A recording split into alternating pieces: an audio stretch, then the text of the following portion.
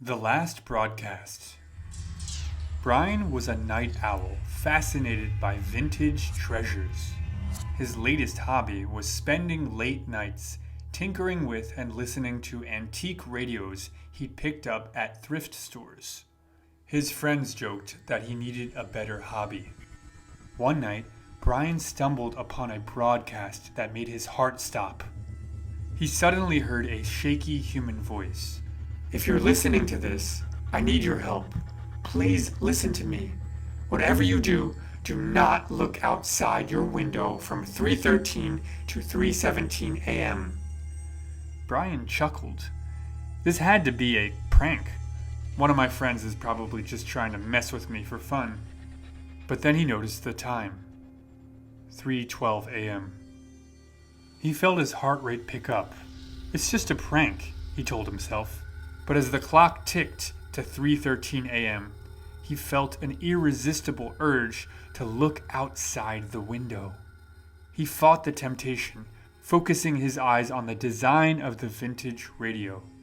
Then the broadcast resumed. You're doing well. Whatever you do, do not answer your phone. Right at that moment, his cell phone started to ring on the table next to him.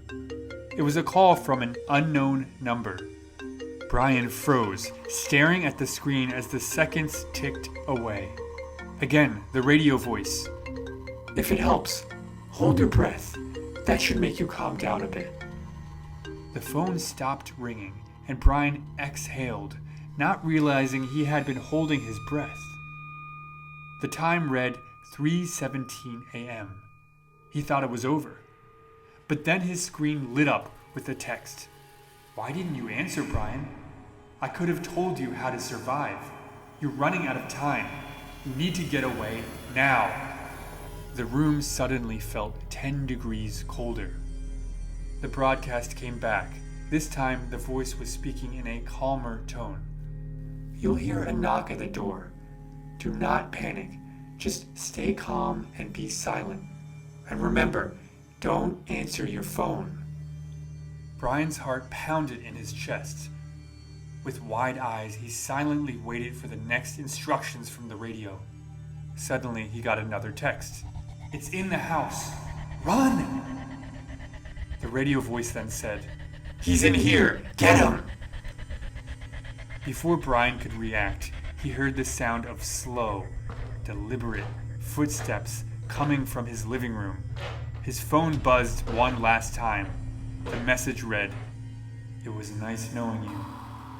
Panic surged through Brian.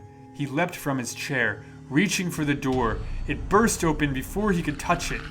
Emerging from the darkness was an abominable creature.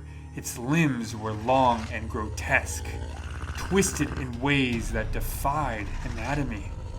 Its face was a warped parody of a human's, with deep eye sockets that glowed with malevolent white. In a flash, it lunged at Brian. He didn't even have time to scream. The creature seized him with its twisted limbs, lifting him off the ground. He looked at its awful eyes and felt an indescribable coldness seep into him, freezing his scream in his throat. In a matter of seconds, his body contorted unnaturally, as if being wrung out by the creature's hands. He felt his life drain away, his eyes wide open in eternal terror. The next morning, the police found Brian's apartment in shambles, the radio still playing static. Brian himself was dead, and his body contorted in an unnatural position, his eyes frozen wide open. The clock on the wall had stopped. It read 3:21.